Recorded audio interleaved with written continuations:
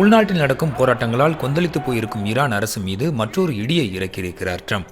ஈரானுடன் வர்த்தகம் செய்யும் நாடுகள் அனைத்தும் அமெரிக்காவுடன் வர்த்தகம் செய்யும் போது கூடுதலாக 25% வரி செலுத்த வேண்டும் என ட்ரம்ப் உத்தரவிட்டுள்ளார். இந்த அறிவிப்பால் இந்தியாவுக்கும் பெரும் சிக்கல் ஏற்பட்டுள்ளது.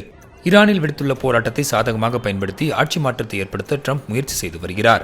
ஈரான் அரசு போராட்டக்காரர்கள் மீது தாக்குதல் நடத்துவது தொடர்ந்தால் அமெரிக்க ராணுவம் தலையிடும் எனவும் ட்ரம்ப் தெரிவித்திருந்தார். இதற்கு ஈரான் கடும் எதிர்ப்பு தெரிவித்திருந்தது மட்டுமின்றி ட்ரம்பின் சொந்த கட்சியிலும் கடும் விமர்சனம் எழுந்தது. தேவையில்லாமல் மற்றொரு நாட்டின் விவகாரத்தில் அமெரிக்க ராணுவத்தின் உழைப்பது பின்னடைவாகவே அமையும் என அவர்கள் கருத்து தெரிவித்திருந்தனர். இதனால் பொருளாதார ரீதியாக ஈரான் அரசுக்கு அழுத்தம் கொடுக்க புதிய உத்தியை ட்ரம்ப் கையில் எடுத்துள்ளார். அதன்படி ஈரானுடன் வர்த்தகம் செய்யும் அனைத்து நாடுகளும் அமெரிக்காவுடன் வர்த்தகம் செய்யும் போது 25% கூடுதல் வரி செலுத்த வேண்டும் என உத்தரவிட்டுள்ளார்.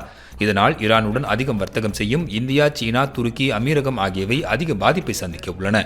ஏற்கனவே ரஷ்யாவிடம் கச்சா எண்ணெய் வாங்குவதால் அமெரிக்காவில் இறக்குமதி செய்யப்படும் இந்தியாவின் பொருட்களுக்கு 50% கூடுதல் வரி விதிக்கப்பட்டுள்ள நிலையில் இந்த 25% வரியும் சேர்ந்தால் 75% உயரும். இதனால் ஈரானுடனான ஒப்பந்தங்களை இந்தியா குறைக்க வேண்டிய கட்டாயத்திற்கு வழிவகுக்கும் என பொருளாதார நிபுணர்கள் தெரிவிக்கின்றனர்.